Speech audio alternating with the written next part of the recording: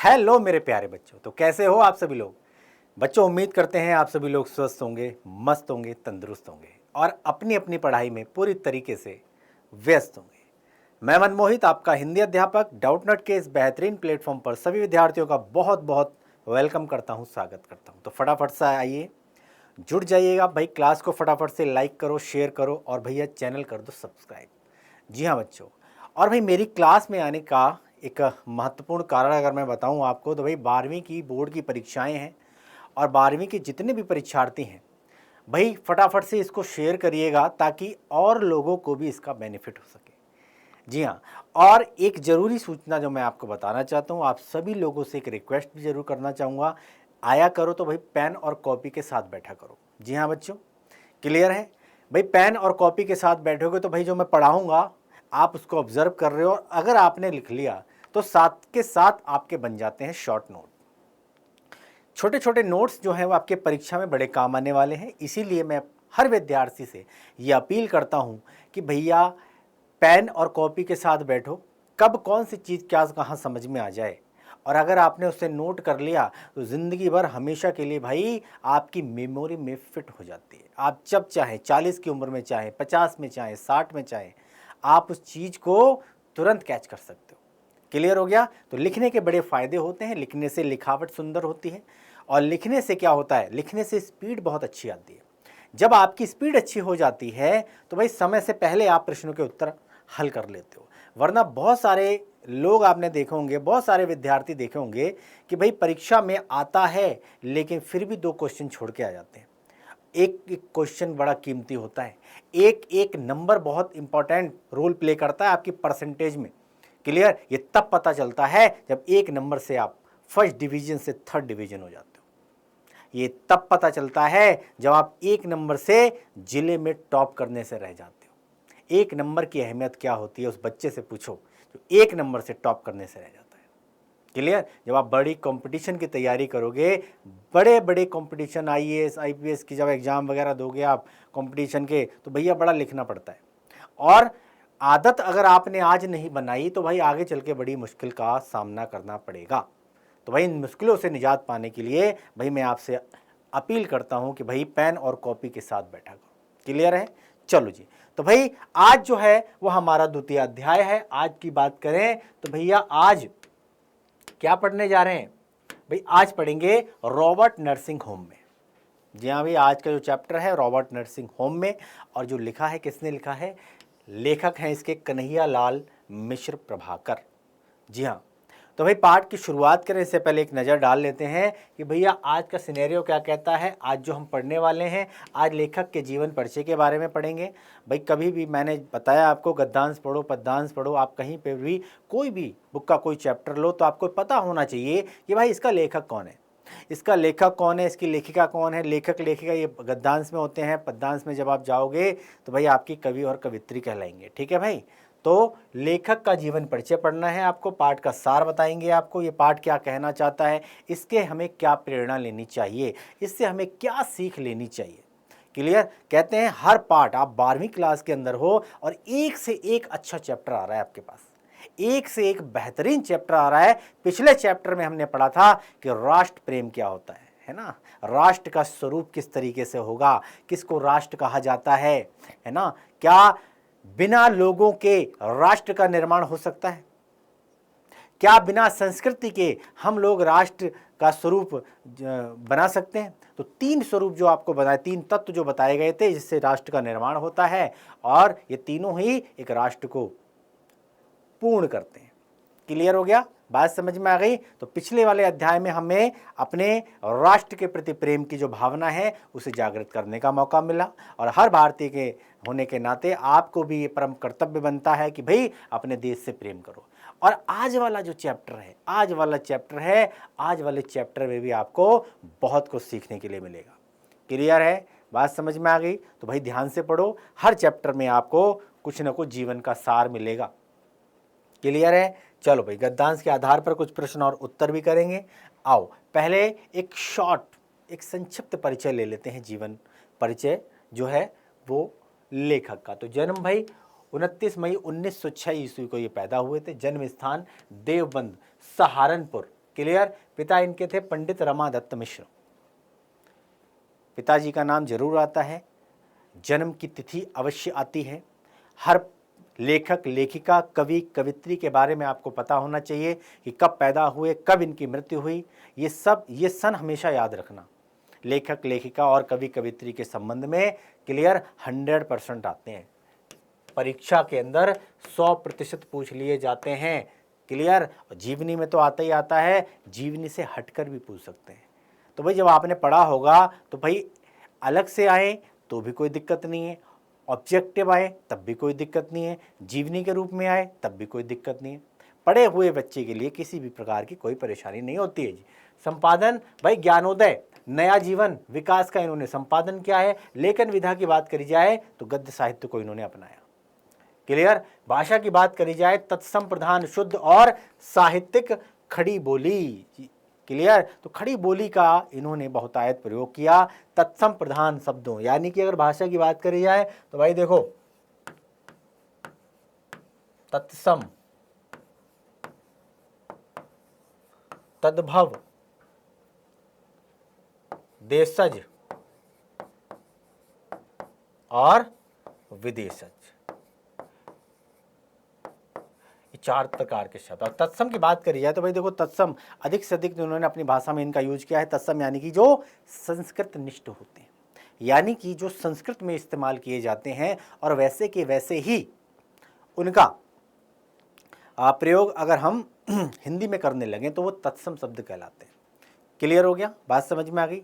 अब संस्कृत का शब्द अब हम अपने हिसाब से अगर हम उसका तोड़ मरोड़ के अपनी सुविधानुसार उनका प्रयोग करने लगे हम तो वो हो जाएंगे तद्भव शब्द। क्लियर हो गया। इसी तरीके से देशी शब्द होते हैं, यानी कि हमारी आसपास की जो भाषाएं बोली जाती हैं, हमारे दैनिक दिनचर्या में जो शब्दों का इस्तेमाल किया जाता है उनको देशज शब्द बोलते हैं। और भाई जो विदेशी शब्द होते हैं, विदेशी भाषाओं से जो हम इस्तेमाल करते हैं उनको हिंदी में प्रयोग के तौर पर लाते हैं, उनको भाई विदेशज बोलते हैं।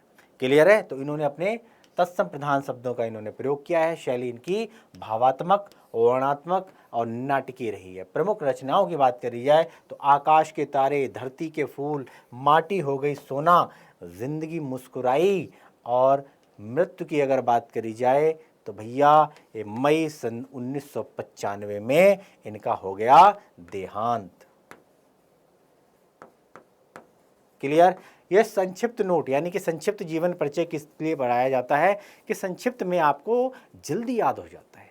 और ये संक्षिप्त जीवन परिचय अगर आपको याद हो गया मोटा मोटा तो ये पूरी जीवनी का सार है।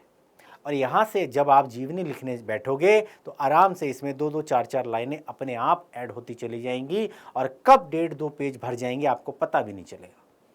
क्लियर है, बात समझ में आ गई। चलो जी, आइए थोड़ा डिटेल में जीवन परिचय और साहित्यिक उपलब्धियां क्या क्या रही हैं कन्हैया लाल जी की। तो कन्हैया लाल मिश्र प्रभाकर का जन्म वर्ष 1906 में देवबंद यानी कि सहारनपुर में एक साधारण ब्राह्मण परिवार में हुआ था। क्लियर है। 1906 में इनका जन्म हुआ था, एक साधारण ब्राह्मण परिवार में पैदा हुए थे। इनके पिता का नाम था पंडित रमादत्त मिश्र। क्लियर हो गया। इसमें देखो रमादत्त मिश्र रखा है इसमें, हाँ ठीक है। रमादत्त मिश्र वे कर्मकांडी ब्राह्मण थे। प्रभाकर जी की आरंभिक शिक्षा ठीक प्रकार से नहीं हो पाई, कारण चाहे जो भी रहा हो, जो भी परिस्थितियां रही हो, लेकिन आज हम इनके बारे में पढ़ रहे हैं, ये इनकी सबसे बड़ी उपलब्धि है ना। इंसान के ना रहने के बाद भी आज हम उनका जीवन परिचय पढ़ रहे हैं, तो इसका मतलब उन्होंने जीवन में ऐसे कार्य किए हैं तो उनसे हमें प्रेरणा लेनी चाहिए। और हर उस व्यक्ति से हमें प्रेरणा लेनी चाहिए जिसने अपने जीवन में संघर्ष किया है। जीवन में संघर्ष करके ही आप चोटी पर पहुंच सकते हो, शिखर पर पहुंच सकते हो। ठीक है। अब क्योंकि इनके घर की आर्थिक स्थिति अच्छी नहीं थी, इसीलिए जो है इनकी प्रारंभिक शिक्षा ठीक प्रकार से नहीं हुई, है ना। बहुत सारे इतिहास में आपने अनेक लोगों के नाम सुने होंगे जिनकी आर्थिक स्थिति अच्छी नहीं होने के बावजूद भी उन्होंने जीवन में एक बहुत बड़ा मुकाम हासिल किया। क्लियर। तो इनके घर की आर्थिक स्थिति जो अच्छी नहीं थी, इन्होंने कुछ समय तक तो खुर्जा की संस्कृत पाठशाला में शिक्षा प्राप्त की और वहाँ पर राष्ट्रीय नेता आसफ अली का व्याख्यान सुनकर ये इतने अधिक प्रभावित हुए कि भाई परीक्षा बीच में ही छोड़कर राष्ट्रीय आंदोलन में कूद पड़े। बताइए, ये जज्बा है। बताओ, परीक्षा दे रहे थे और उस दौरान उनके कानों में उनको एक नेता के बारे में बताया गया, उनका व्याख्यान सुनाया गया, उससे इतने प्रभावित हुए कि भाई परीक्षा बीच में ही छोड़ के राष्ट्रीय आंदोलन में कूद पड़े कि भैया मैं भी राष्ट्र को अपने आप को समर्पित करता हूँ। तत्पश्चात इन्होंने अपना शेष जीवन राष्ट्र सेवा के लिए अर्पित कर दिया। पूरा जीवन इन्होंने राष्ट्र की, जरूरी नहीं है कि आप एक सिपाही बनकर, सेना में भर्ती होकर आप राष्ट्र की सेवा करें। आप जो भी कार्य कर रहे हैं, जिस जगह पर रह रहे हैं, जो कार्य कर रहे हैं, उस कार्य को अच्छे तरीके से अगर ईमानदारी के साथ भी आप करोगे तब भी आप जन सेवा कर सकते हो। जन सेवा ही नारायण सेवा कहलाती है। और जनता की अगर सेवा कर रहे हो आप, तो भाई आप अपने लोगों की सेवा कर रहे हो। अपने लोगों की सेवा कर रहे हो यानी कि अपने देश की सेवा कर रहे हो। वो लोग भी तो आपके देश के ही हैं ना। क्लियर? तो आप जिस क्षेत्र में भी हो, उस क्षेत्र में अगर आप अच्छा कर रहे हो तो आप राष्ट्र के निर्माण में अपना योगदान दे रहे हो। क्लियर? इसको अगर एग्जाम्पल के साथ समझाऊं तो एक डॉक्टर भी राष्ट्र सेवा में समर्पित रहता है, एक इंजीनियर भी राष्ट्र सेवा में समर्पित रहता है, एक टीचर भी राष्ट्र के सेवा में समर्पित रहता है। क्लियर हो गया? एक आईएएस ऑफिसर भी राष्ट्र की सेवा में समर्पित रहता है। क्लियर हो गया? बात समझ में आ गई? तो आप अपने अपने योगदान को देकर राष्ट्र के प्रति जो है अपना परम जो कर्तव्य है हमारा, हम उसको निभा सकते हैं। चलिए, भारत के स्वतंत्र होने के बाद इन्होंने स्वयं को पत्रकारिता में लगा दिया। क्लियर? जिसको हम इंग्लिश में बोलते हैं जर्नलिस्ट। ठीक है, ये पत्रकारिता, ये भी एक प्रोफेशन होता है। आपने देखा होगा जैसे टीचिंग प्रोफेशन होता है, जिस तरीके से आप किसी भी क्षेत्र में जाते हो, जैसे डॉक्टर हो गया, वकील हो गया, इंजीनियर हो गया, इसी तरीके से आप पत्रकारिता भी एक पेशा है, इस पेशे को अपना सकते हो। बहुत सारे लोग है ना करते हैं, पत्रकारिता में ग्रेजुएशन करते हैं। क्लियर हो गया? लेखन के अतिरिक्त अपने वैयक्तिक स्नेह और संपर्क से भी इन्होंने हिंदी के अनेक नए लेखकों को प्रेरित और प्रोत्साहित किया। क्लियर? 9 मई 1995 को इस महान साहित्यकार का निधन हो गया। क्लियर हो गया? साहित्यिक सेवाओं की अगर बात करी जाए तो भाई हिंदी के श्रेष्ठ रेखा चित्रकारों, संस्मरणकारों और निबंधकारों में प्रभाकर जी का अत्यंत महत्वपूर्ण स्थान है। क्लियर हो गया? इनकी रचनाओं में कलागत आत्मपरकता, चित्रात्मकता और संस्मरणात्मकता को ही प्रमुखता प्राप्त हुई है। पहले चीज ध्यान में रखिए कि भाई रेखा चित्रकारों, संस्मरणकारों और निबंधकारों में इनकी है ना गिनती होती है, महत्वपूर्ण स्थान जो है वो रखते हैं। और अगर बात करी जाए तो स्वतंत्रता आंदोलन के दिनों में इन्होंने स्वतंत्रता सेनानियों के अनेक मार्मिक संस्मरण लिखे।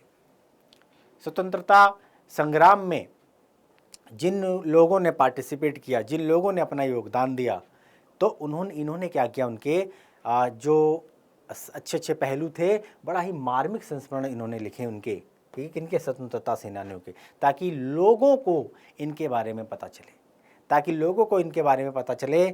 और कहते नहीं है कि एनर्जी को अट्रैक्ट करती है। एक व्यक्ति की बात सुनकर है ना लोग उससे प्रेरित होकर वैसा ही कार्य करने के लिए उत्साहित होते हैं जैसा कि वो व्यक्ति कर रहा है, चाहे वो एक डॉक्टर हो, चाहे वो एक सेना में जवान हो या फिर कोई और हो। तो स्वतंत्रता के दौरान जितने भी स्वतंत्रता सेनानी थे उनको मार्मिक संस्मरण इन्होंने लिखे ताकि और लोग प्रेरित हों, लोगों के मन में देश के प्रति जो भावना है वो जागृत हो। क्लियर? इस प्रकार संस्मरण, रिपोर्टाज और पत्रकारिता के क्षेत्र में प्रभाकर जी की सेवाएं चिर स्मरणीय है। क्लियर? कृतियों की बात करी जाए तो प्रभाकर जी के कुल 9 ग्रंथ प्रकाशित हैं। कितने हैं? 9 ग्रंथ प्रकाशित हैं। रेखा चित्र की बात करी जाए तो नई पीढ़ी के विचार, जिंदगी मुस्कुराई, माटी हो गई सोना और भूले बिसरे चेहरे। क्लियर? लघु कथा की बात करी जाए तो भाई लघु कथा में आकाश के तारे और धरती के फूल जो है वो प्रमुख रूप से। संस्मरण की बात करी जाए तो भाई दीप जले शंख बजे। और एक ललित निबंध की अगर बात करी जाए, एक क्या होता है निबंध, एक होता है ललित निबंध, यानी कि निबंध का छोटा स्वरूप ललित निबंध। तो ललित निबंध में भी ये पारंगत हासिल की थी इन्होंने। तो छड़ बोले कड़ मुस्काए और बाजे पायलिया के घुंघरू, ये क्या है, इनके प्रमुख ललित निबंध में से एक। ठीक है भाई, यहाँ तक समझ में आ गया। चलो संपादन की अगर बात करी जाए तो भाई प्रभाकर जी ने नया जीवन और विकास नामक 2 समाचार पत्रों का संपादन किया। क्लियर है? पहला कौन सा था? पहला है नया जीवन, दूसरा है विकास। क्लियर? ये 2 समाचार पत्र थे जिनका इन्होंने संपादन किया, संपादक की भूमिका में आई, और इनमें इनके सामाजिक, राजनीतिक और शैक्षिक समस्याओं पर आशावादी और निर्भीक विचारों का परिचय मिलता है। इन लेखों में, इन पत्रिकाओं में, इन पत्रों में ये क्या किया करते थे? समाज के उन अनछुए पहलुओं को उठाया करते थे जिससे समाज के अंदर चेतना आए, समाज के अंदर जागृति आए। क्लियर? ये सोया हुआ समाज जो है ये भाई जाग जाए। राजनीतिक और शैक्षिक समस्याओं पर आशावादी और निर्भीक विचारों का परिचय मिलता है इनके लेखों से, इन पत्रों में। निर्भीक तरीके से समस्याओं को उठाया करते थे, लोगों को जिताया करते थे, है ना, जगाने का काम किया करते थे। क्लियर है? बड़े ही पॉजिटिव और निर्भीक सोच के साथ। क्लियर? इनके अतिरिक्त महके आंगन चहके द्वार, महके आंगन चहके द्वार इनकी अत्यंत महत्वपूर्ण कृति है।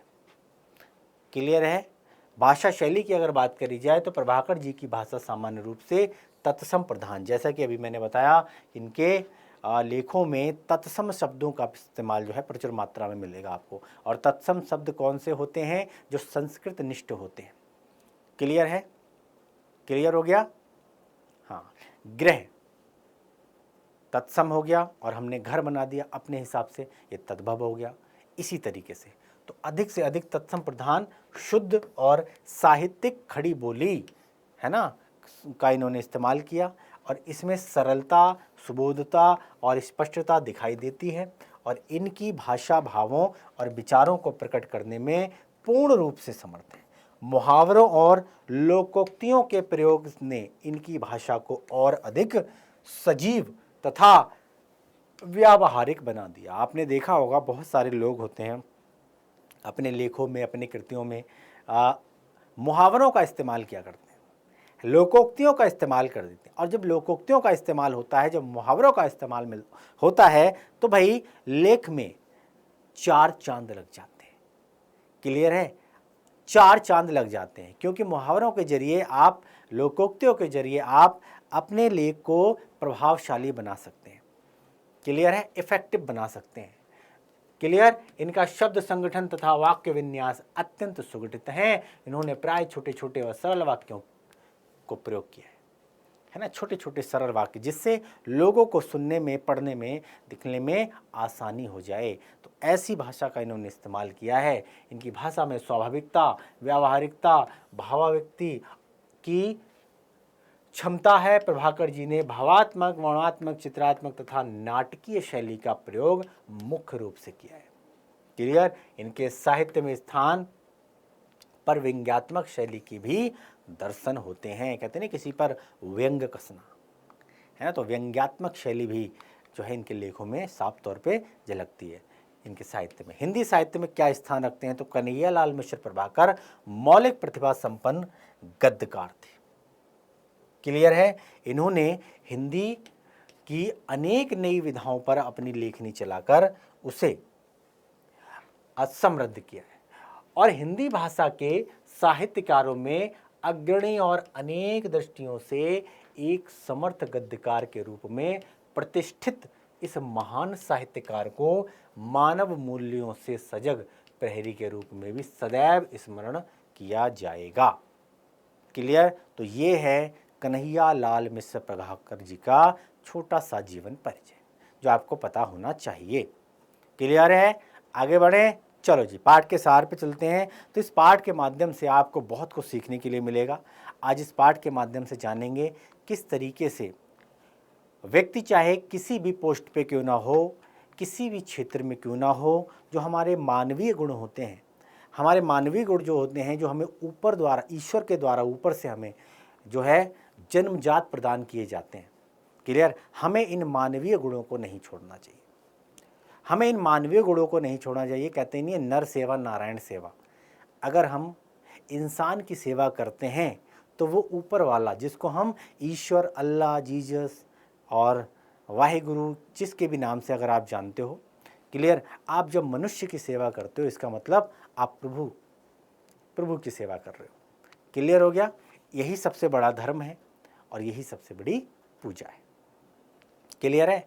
तो इस लेख में लेखक ने इंदौर के रॉबर्ट नर्सिंग होम की एक साधारण घटना को इतने मार्मिक ढंग से प्रस्तुत किया है कि वो घटना हमारे लिए सच्चे धर्म अर्थात मानव सेवा और समता का पाठ पढ़ाने वाली घटना बन गई है। वाकया कहाँ का है? इंदौर का है।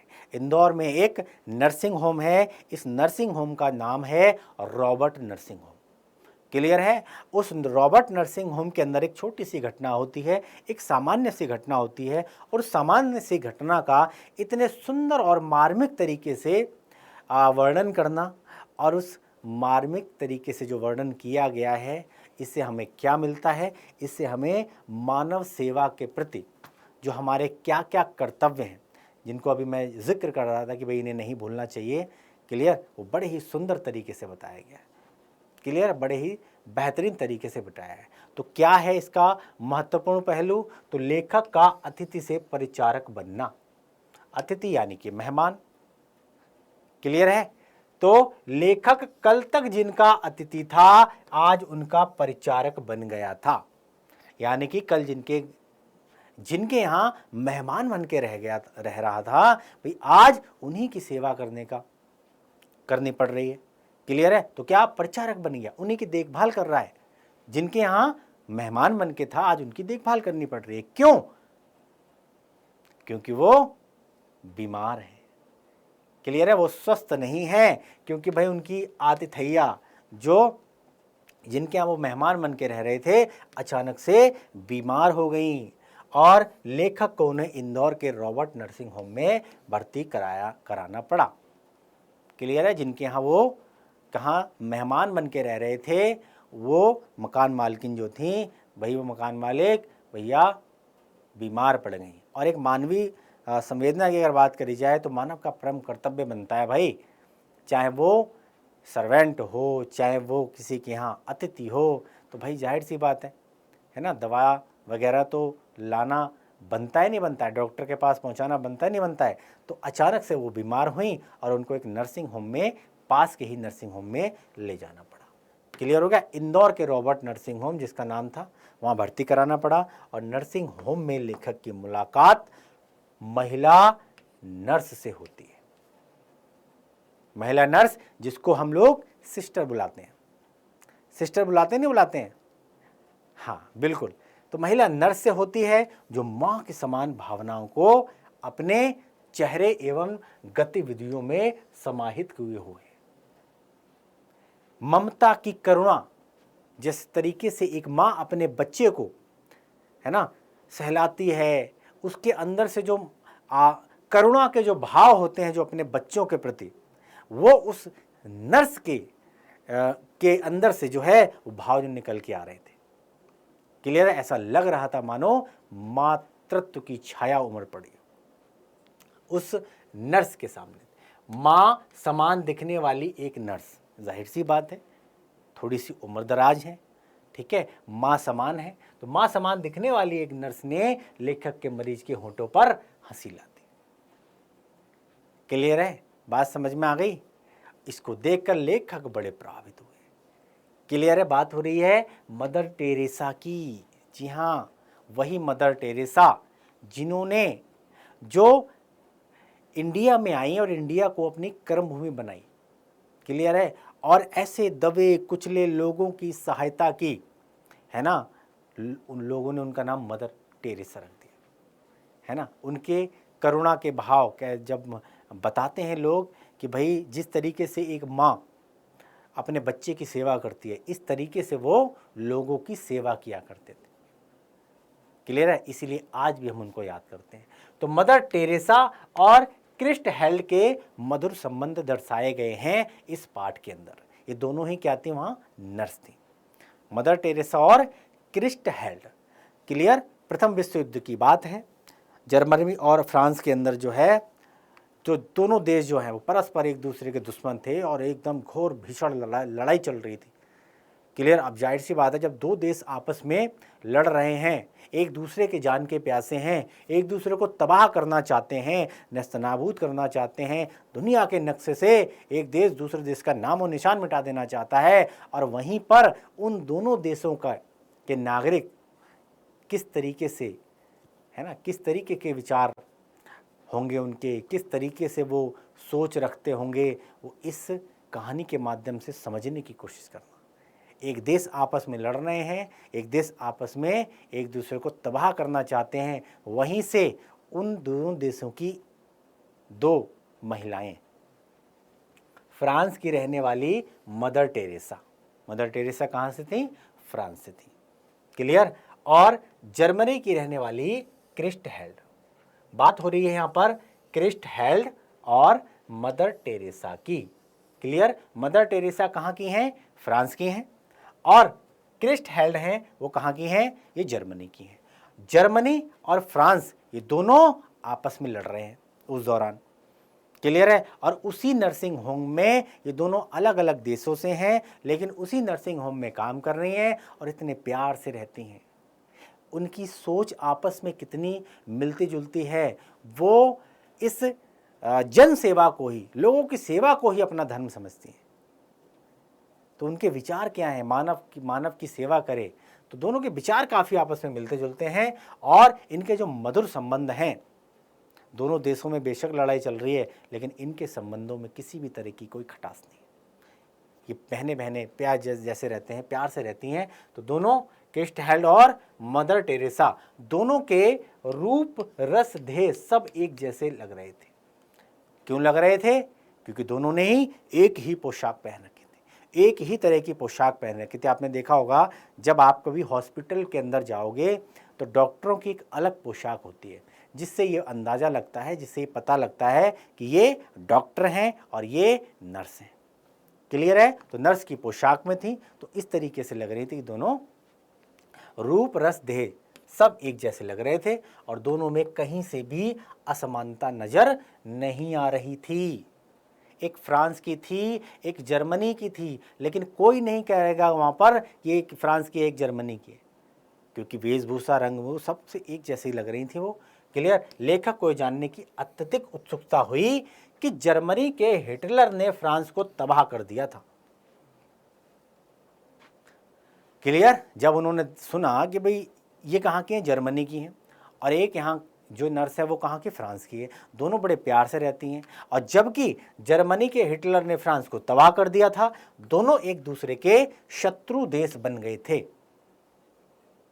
क्लियर है, लेकिन यहां तो शत्रु देश की नर्स के बीच मित्रता का अद्भुत संगम दिख रहा है, मित्रता का अद्भुत संगम दिख रहा है। ऐसा मेल, ऐसा जोड़, ये शायद ही लेखक ने कभी देखा हो। क्लियर, और इससे आप भी प्रेरित हो सकते हो, प्रेरणा ले सकते हो कि भाई देशों में लड़ाई छिड़ी हुई है, लेकिन है ना, कहते नहीं है कि एक नर्सिंग होम, नर्स का सबसे परम कर्तव्य क्या होता है कि भाई कोई भी मरीज आ जाए, सबसे पहले उसकी सेवा करना, बिना जाति, धर्म, मजहब के पूछे हुए वो तन मन धन से जो है लग जाती है सेवा करने के लिए, सच्चे मन से। क्लियर है, तो इसी दौरान लेखक को ये एहसास हुआ कि ये दोनों महिला नर्सें विरोधी देशों के होने के बावजूद एक हैं, उन्हें एक दूसरे से अलग नहीं किया जा सकता। क्लियर, तो लेखक ने यह महसूस किया कि दोनों देशों में लड़ाई छिड़ी हुई है, एक दूसरे देश ने दूसरे देशों को तबाह कर दिया है, लेकिन इन दोनों महिलाओं में कितना प्रेम है, कितना मिलजुल कर एक साथ रहती हैं, और इन दोनों को अलग नहीं कर पाया है कोई। इनकी सोच कितनी मिलती जुलती है, इनके विचार कितने मिलते जुलते हैं। क्लियर, दोनों किस तरीके से अलग अलग देश होने के बाद भी मरीजों की सेवा कितने मार्मिक तरीके से कर रही हैं, कितने प्रेम पूर्वक कर रही हैं। कितनी बेहतरीन तरीके से कर रही हैं, ये काबिल तारीफ। चलो, भेदभाव की दीवारें मनुष्य द्वारा निर्मित हैं। इससे क्या पता चलता है कि भैया ये भेद जो हैं ये मनुष्यों ने अपने अपने स्वयं के द्वारा खड़े किए। ये जो दीवारें हैं वो चाहे मजहब की दीवार हो या फिर शत्रुता की दीवार हो, ये किसने किसने एक दूसरे को बैरी बनाया है? ये मनुष्य ने, स्वयं ने, खुद ने एक दूसरे को बैरी बनाया। ये बैरियर किसने लगाए हैं? ये मनुष्यों ने खुद ने लगाए हैं। जब लेखक को मदर टेरेसा और क्रिस्ट हेल्ड के अनुभव से अनुभूत हुआ, ये एहसास हुआ कि भाई वास्तव में धर्म, जाति, राष्ट्र, वर्ग आदि को आधार बनाकर मनुष्य के बीच भेदभाव करने वाले वास्तव में मनुष्य ही हैं। ये तुम फलाने धर्म से हो, तुम हिंदू हो, तुम मुस्लिम हो, तुम तो भाई गुरुद्वारे में जाते हो, तुम तो क्रिश्चियन हो, तुम पारसी हो। क्लियर हो गया? तुम कौन जात के हो? तुम फलानी जात के हो, तुम ब्राह्मण समाज से आते हो, तुम नीची जात से आते हो, तुम दलित समाज से आते हो। क्लियर हो गया? इसी तरीके से वर्गों में बांट रखा है कि तुम इस वर्ग के हो तो तुम इस वर्ग के हो, तुम्हारे यहाँ हम खा नहीं सकते, तुम हमारे यहाँ बैठ नहीं सकते। ये सब किसने बनाया? ये भगवान ने थोड़ी ना बनाया। भगवान ने सिर्फ इंसान को बनाया। उस ईश्वरी शक्ति ने, परम पिता परमेश्वर ने इंसान को बनाया। इंसान ने बनाया धर्म, इंसान ने बनाई जाति, इंसान ने बनाया राष्ट्र। क्लियर है? तो भाई भेदभाव करने वाला कौन है? मनुष्य में भेदभाव करने वाला इंसान है। प्रभु परमात्मा किसी व्यक्ति से भेदभाव नहीं करते। परमात्मा के हम बच्चे हैं, हम उनके बच्चे हैं, उनकी नज़र में सब समान है। लेकिन इन बच्चों ने क्या किया? इन बच्चों ने जाति और धर्म, मजहब के नाम पे एक दूसरे को बांट दिया। मनुष्य ही अपने संकीर्ण स्वार्थों की पूर्ति के लिए भेदभाव की भिन्न भिन्न दीवारें खड़ी करता है। क्लियर है? मनुष्य ने बनाया है, मनुष्य ने ही रंग रूप के आधार पर भेदभाव करता है, नस्ल के आधार पर भेदभाव करता है, जाति धर्म के आधार पर भेदभाव करता है। तो ये बैरियर किसने लगाया? ये दीवार किसने खड़ी की? ये भैया हम ही ने खड़ी की। क्लियर है? चलो, परोपकार एवं मानवीयता की भावना को चरितार्थ करना। उस वाक्य से, उस घटना से, ये रॉबर्ट नर्सिंग होम की जो घटना है, इससे लेखक बड़ा प्रभावित है। क्लियर है? इससे क्या पता चलता है? परोपकार और मानवीय गुणों को हमें संजो कर रखना है, सहेज कर रखना है। यही हमारी जमा पूंजी होती है जो हमारे काम आती है। कहते नहीं है, अच्छे कर्म कर। आप किसी के साथ कुछ अच्छा करोगे, ऊपर वाला आपके साथ ऑटोमेटिकली अच्छा करेगा। किसी न किसी रूप में किसी न किसी व्यक्ति को आपके सहयोग के लिए भेज देगा, बशर्ते आप किसी की अच्छा ही तो करो, आप किसी के बारे में अच्छा तो सोचो। क्लियर है? चलो, लेखक कहना चाहता है कि भाई रॉबर्ट नर्सिंग होम की महिला जो नर्सें हैं, जिस आत्मीयता, ममता, स्नेह, सहानुभूति की भावना से रोगियों की सेवा कर रही हैं, वो सचमुच सभी के लिए अनुकरणीय हैं। लोगों को इनसे प्रेरणा लेनी चाहिए। क्या लेनी चाहिए? प्रेरणा लेनी चाहिए। क्लियर हो गया? किस तरीके से ये लोग प्रेम की मूरत है, साक्षात मूरत, देवी रूप, देवी स्वरूपा, माँ की करुणामयी माँ की मूरत के रूप में आप इनको देख सकते हो। क्लियर है? इनसे हमें अनुसरण करना चाहिए। हम भारतीय तो गीता को पढ़ते हैं, समझते हैं और याद रखते हैं। इतना करके ही हम अपने कर्तव्यों की इतिश्री समझ लेते हैं। क्लियर है? अगर आपने गीता नहीं पढ़ी, आपने रामायण नहीं पढ़ी, तो आप इन मानवीय गुणों को अपने अंदर समा कर आप इससे भी कहीं ऊपर का दर्जा हासिल कर सकते हैं। क्लियर है? बात समझ में आ गई? चलो, लेकिन ये महिला नर्सें तो उस गीता के सार को अपने जीवन में उतारती हैं, साक्षात देवी स्वरूपा हैं। क्लियर है? इन सब गीता जो हमारे वेद हैं, उपनिषद हैं, जितने भी हैं भाई, इनको साक्षात जो है अपने जीवन में उतार रही हैं और हम क्या कर रही हैं, मानव सेवा कर रही हैं। मानव सेवा किए जा रही हैं, लोगों को प्रेरित कर रही हैं। सच में ये धन्य है, ये मानव जाति के उज्जवल पक्ष। इनको देखकर मैं धन्य हो गया, इनको समझकर मेरे अंदर जो है मानवीय गुण जो हैं वो क्या है, मेरे अंदर भी ये प्रेरणा जो है ने जन्म लिया कि भाई मुझे भी इंसानों की मदद करनी चाहिए, लोगों की सेवा करनी चाहिए। क्लियर है? चलो, तो ये पाठ हमें बहुत कुछ सीखने के लिए मजबूर करता है। क्लियर है?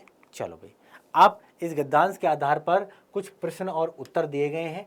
आप फटाफट से गद्यांश पढ़ो और फिर एक एक करके हम लोग इसमें से प्रश्नों के उत्तर लेते हैं। तो पहला प्रश्न बना यहाँ से, देखो पहले गद्यांश पढ़ लेते हैं। नस्तर तेज था चुबन गहरी, पर मदर का कलेजा उससे अछूता रहा।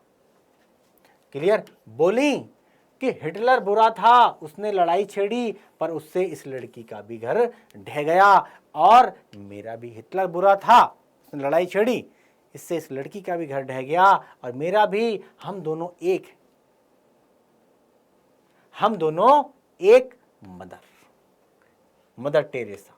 मदर टेरेसा ने झूम के इतने गहरे डूबकर कहा कि जैसे मैं उनसे उनकी लड़की को छीन रहा था।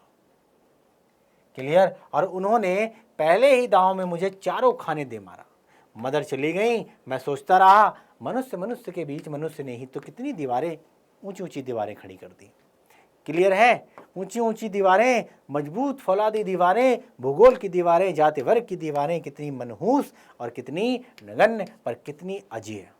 मैंने रूप से पाते देखा था, बहुतों को धन से और गुणों से भी पाते देखा था, पर मानवता के आंगन में समर्पण का प्राप्ति का यह अद्भुत सौम्य स्वरूप आज भी अपनी आंखों देखा कि कोई अपनी पीड़ा से किसी को पाए और किसी का उत्सर्ग सदा किसी को पीड़ा के लिए ही सुरक्षित रहे। गद्यांश पढ़ा हमने। अब उपर्युक्त गद्यांश के आधार पर देने हैं आपको प्रश्न के उत्तर। इसी तरीके से आपको एग्जाम के अंदर पूछा जाएगा। क्लियर है? इसी तरीके से एग्जाम में आएगा। आप आराम से इस गद्यांश को पढ़ना और गद्यांश पढ़ने के बाद आपने उत्तर देना है। कैसे? पहला प्रश्न बना यहाँ से, प्रस्तुत गद्यांश किस पाठ से लिया गया है और इसके लेखक का नाम बताना है। तो प्रस्तुत गद्यांश रॉबर्ट नर्सिंग होम नामक पाठ से लिया गया है और इसके लेखक कन्हैया लाल मिश्र प्रभाकर हैं। ये ध्यान में रखना। ये आप तभी लिख पाओगे आप जब आपने पाठ सही से पढ़ा होगा, क्योंकि गद्यांश पढ़ने के बाद आपको ये समझ में आ जाएगा, अच्छा ये उस पाठ से है। और जब पाठ आपको याद आ जाएगा तो फिर आपको ये भी याद आ जाएगा इस पाठ के लेखक कौन है। क्लियर है?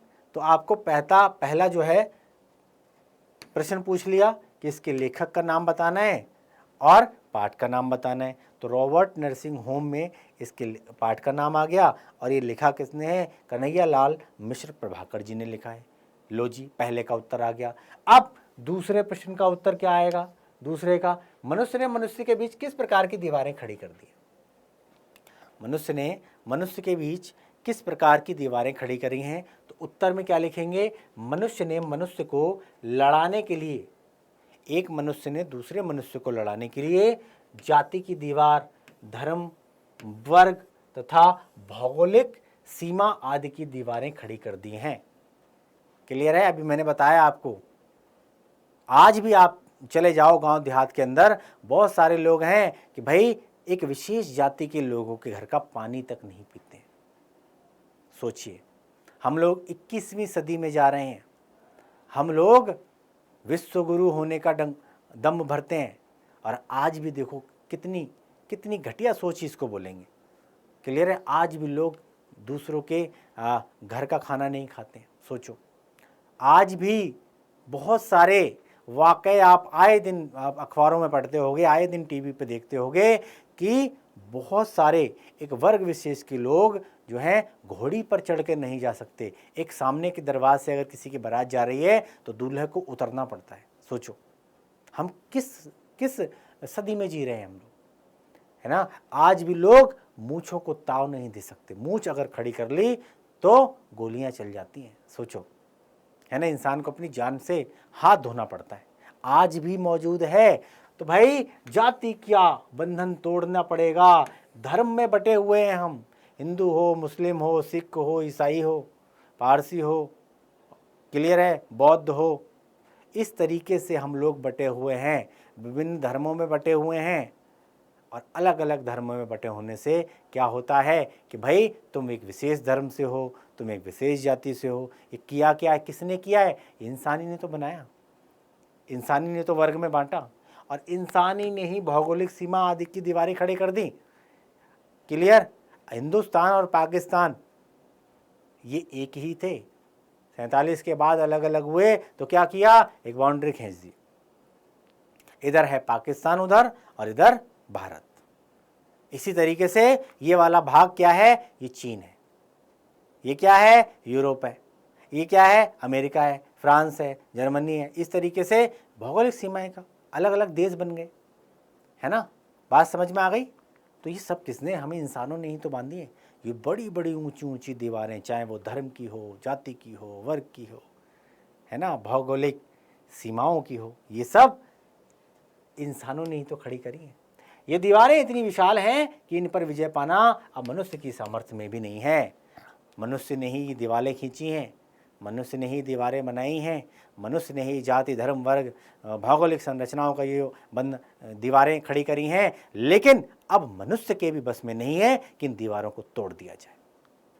जाति की जड़ें इतनी गहरी हो चुकी हैं कि आज जाति का बंधन तोड़ नहीं सकते आप, धर्म का बंधन तोड़ नहीं सकते आप।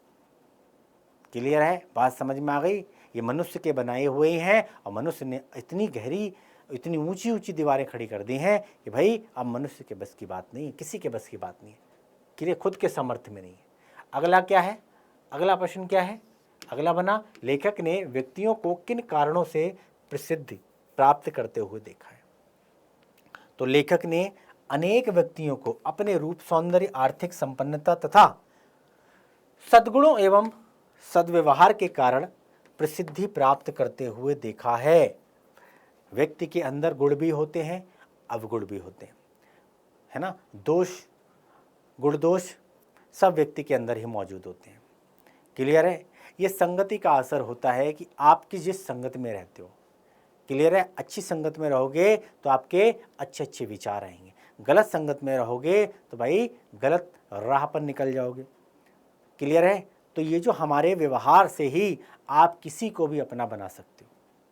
क्लियर है? आपकी अच्छाई आपकी सबसे बड़ी ताकत होती है, सबसे बड़ा गुण होता है। क्लियर हो गया? ये अच्छाई जीवन में आपके कहीं ना कहीं किसी न किसी रूप में काम आती है।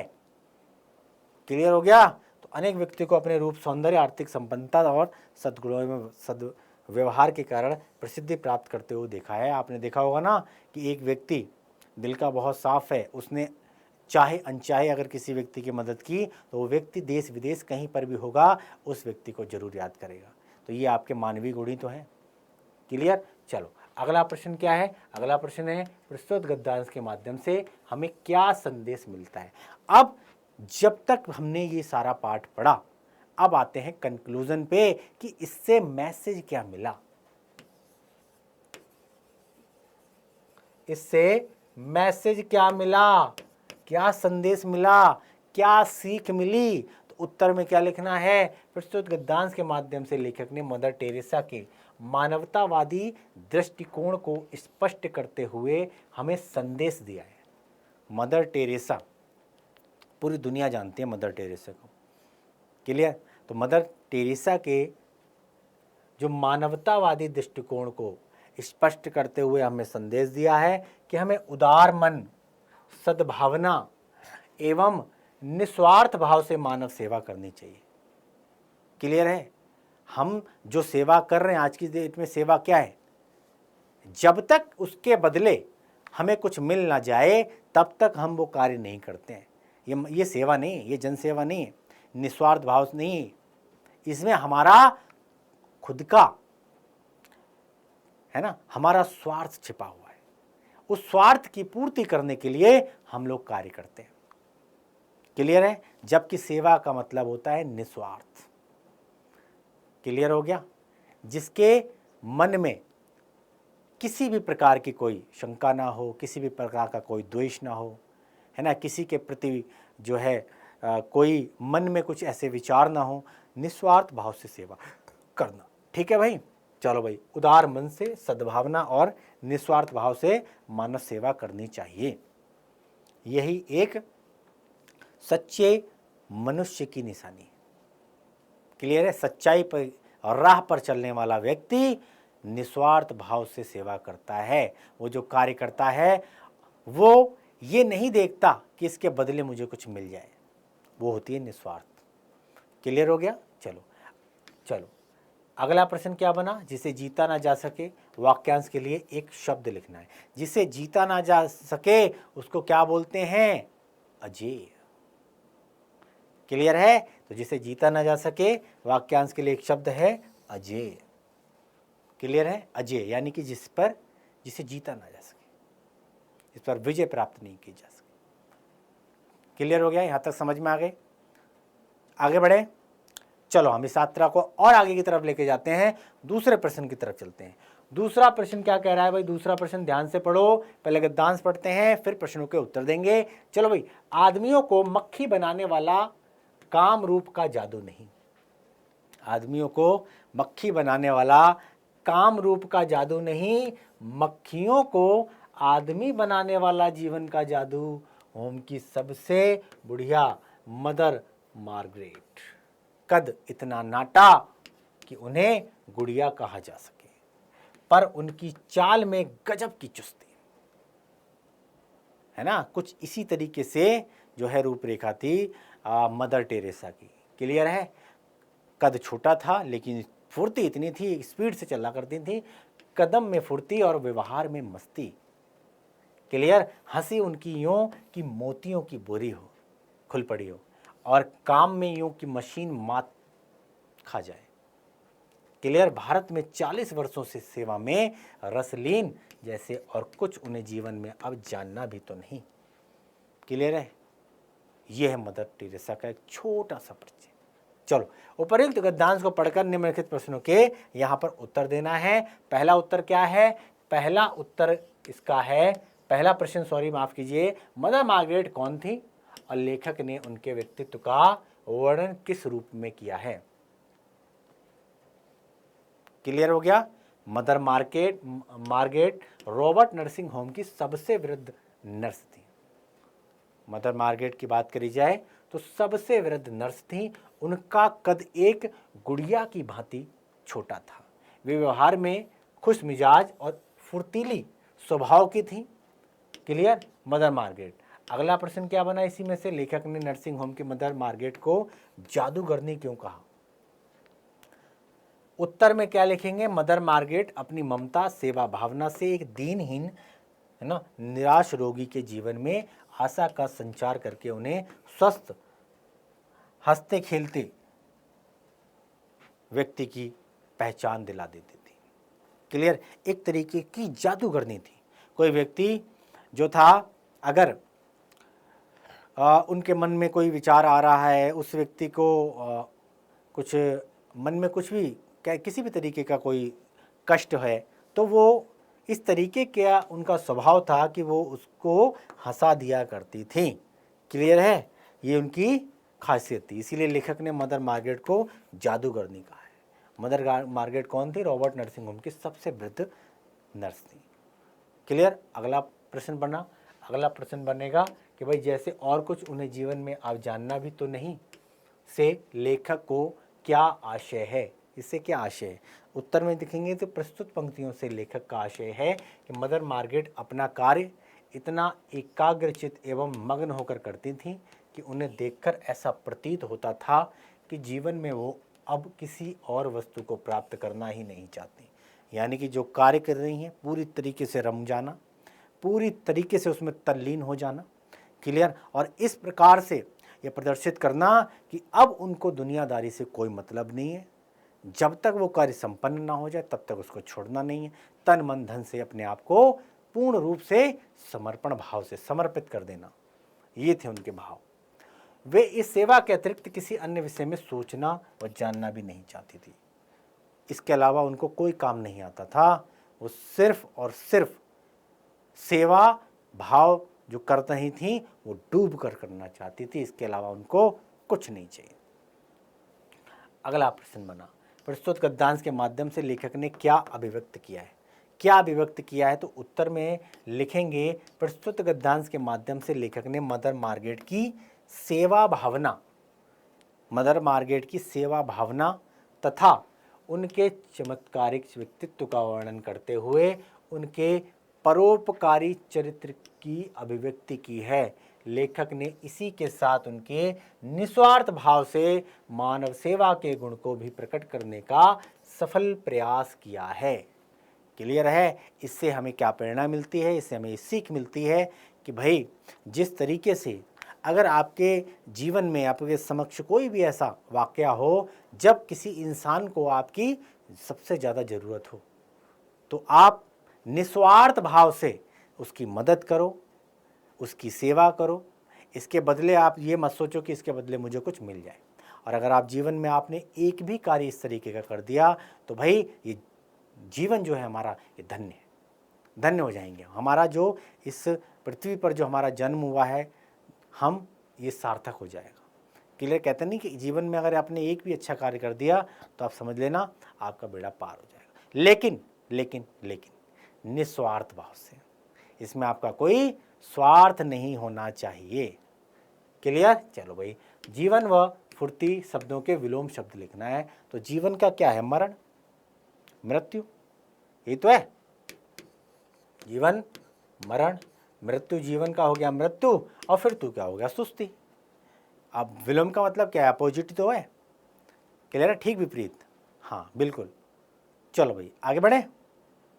चलो अब भौगोलिक एवं जाति वर्ग आदि की अनगिनत दीवारें खड़ी कर दी हैं, अन्यथा ईश्वर ने तो सभी को समान बनाया है। क्लियर? यहां लक्ष्यदर्शी जीवन की ज्योत से क्या तात्पर्य है ये बताना है। क्लियर है? लक्ष्यदर्शी जीवन की ज्योत से क्या तात्पर्य है तो ये बताना है आपको। तो उत्तर में क्या लिखना है? लक्ष्यदर्शी जीवन की ज्योत का तात्पर्य है कि रॉबर्ट नर्सिंग होम की नर्सें अपने सेवा कर्म को इस प्रकार करती थीं मानो उनमें कोई ऐसा अलौकिक तेज हो जिसके फल स्वरूप वे अपनी सेवा संबंधी कर्म साधना को एकाग्रचित्त करती थी। यानी कि इस प्रकार से वो सेवा करती थी जैसे कोई एनर्जी जो है उनका साथ दे रही हो, एनर्जी उनको पुश कर रही हो, एकदम से सेवा भाव के साथ, चुस्ती फुर्ती के साथ और तन मन धन से जो तल्लीन बिल्कुल निस्वार्थ भाव से सेवा करती थी। कोई अलौकिक तेज उन नर्सों के में साफ तौर पे झलकता था। के लिए एकाग्रचित्त होकर जो है सेवा संबंधी के कार्य किया करती थी। उनका संपूर्ण ध्यान और प्रयास रोगियों के समुचित उपचार में ही लगा रहता था। पूरी तरीके से जो कंसंट्रेशन, जो ध्यान जो होता है वो उनका किसके प्रति था? वो रोगी की सेवा में लगा रहता था। क्लियर? जब तक रोगी ठीक ना हो जाए तब तक वो उसकी सेवा, निस्वार्थ सेवा भाव से उनकी क्या करी? सेवा किया करते थे। उनके जीवन का एकमात्र ध्येय या लक्ष्य भी केवल यही था और कोई लक्ष्य ही नहीं था। उनका सिर्फ और सिर्फ एक ही लक्ष्य था कि भाई रोगी को ठीक करना। इसके लिए वो दिन रात लगी रहती थी, मेहनत करती थी, निस्वार्थ सेवा भाव से काम किया करती थी। क्लियर हो गया? यहाँ तक समझ में आ गई? चलो जी, चलो तो फटाफट से। तो इस तरीके से हमारे इस पाठ की समाप्ति होती है। हमने लेखक के बारे में जाना, लेखक के परिचय के बारे में जाना, जीवन परिचय, और 100% जो है वो लेखक का जीवन परिचय जरूर आता है एग्जाम के अंदर। और किसी भी लेखक के जन्म के विषय में, मृत्यु के विषय में, शिक्षा दीक्षा, माता का नाम, पिता का नाम, उनकी क्वालिफिकेशन यानी कि से कब तक कहाँ तक पढ़े हैं, हायर एजुकेशन, छोटे से लेके बड़े तक का सारा पूरा वृत्तांत जो है जीवनी के अंदर आ जाता है। साहित्यिक योगदान क्या है, पुरस्कार वगैरह सब जीवनी में आ जाते हैं। इसके अलावा पाठ का सार पढ़ा और साथ ही साथ गद्यांश के आधार पर कुछ पढ़े प्रश्न और उत्तर। क्लियर? इसी के साथ हम आज की क्लास को भाई यहाँ पर एंड करते हैं। मिलते हैं अगली क्लास में एक नई एनर्जी के साथ, एक नए अध्याय के साथ। तब तक मुझे दो इजाज़त और आप बने रहो डाउट नट के साथ। नमस्कार। जय हिंद।